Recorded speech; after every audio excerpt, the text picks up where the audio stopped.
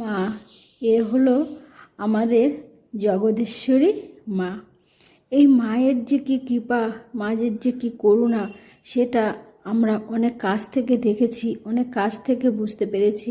সত্যিই মা যে আমাদের উপরে এমনভাবে কৃপা করবে সেটা সত্যি কোনোদিন ভাবতে পারিনি। তো যাই হোক, এটা হচ্ছে আমার বাবার বাড়ির মা জগদীশ্বরীর রূপ। মাকে তৈরি করা হচ্ছে, মায়ের ভক্ত মাকে নিজে হাতে তৈরি করছে।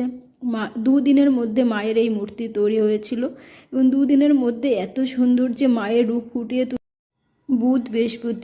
বুধবারে মঙ্গলবার দিন মা আদেশ করলো যে মা শনিবারে প্রতিষ্ঠিত হবে। আর মাঝে ছিল মাত্র বুধ, বৃহস্পতি, শুক্র 3টে দিন। বুধবার দিন তো মায়ের সব কিছু জোগাড়যন্ত্রী করতে করতেই সময় কেটে গেল। বুধবার রাত থেকে মায়ের মূর্তি তৈরি করার কাজ শুরু হলো।